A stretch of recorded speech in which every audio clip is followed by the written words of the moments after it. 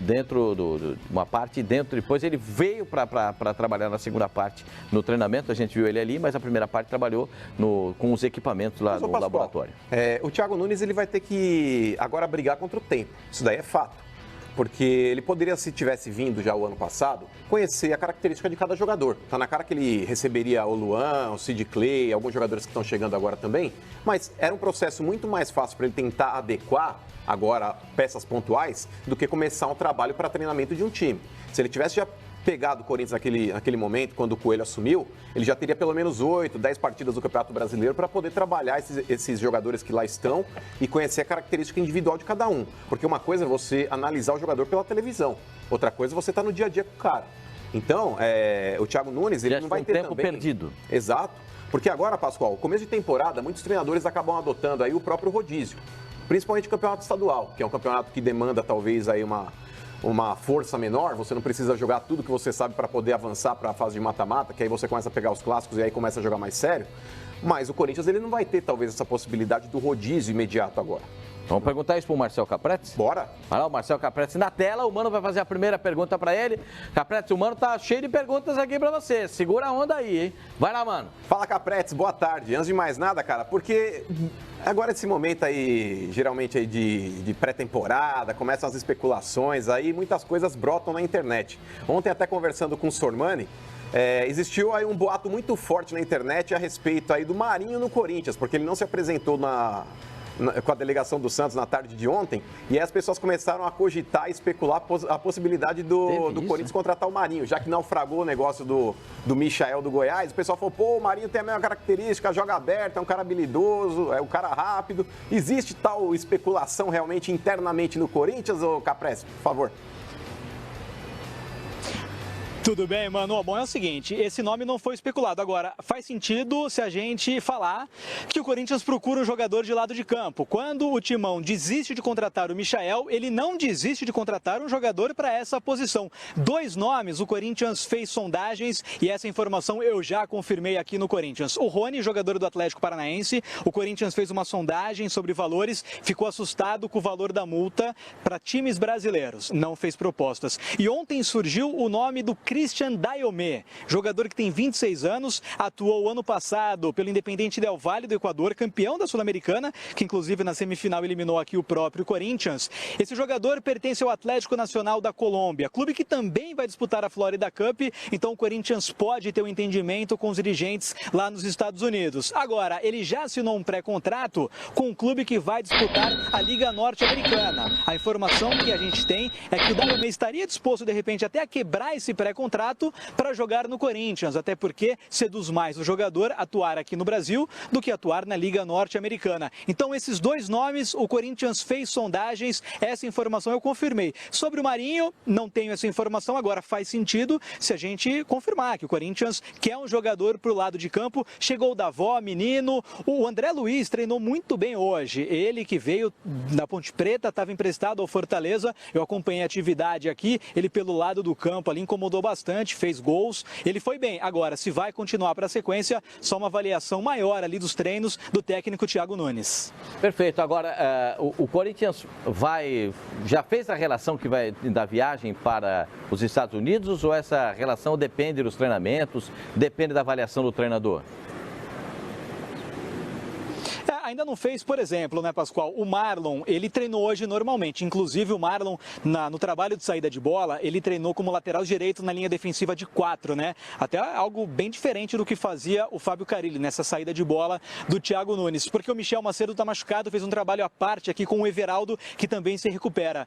Então, o Marlon, por exemplo, ele treinou, mas a informação que a gente tem é que ele não está nos planos, né? Negocia até uma saída. O Sport Recife tem interesse nesse jogador.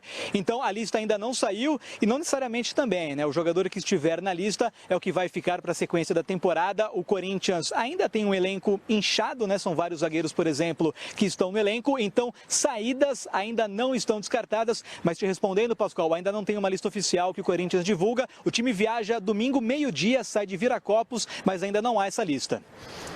Ô Marcel, tem uma outra informação também, cara, que o Ralf, ele poderia estar indo para o Cruzeiro e o Corinthians pagaria parte dos salários aí.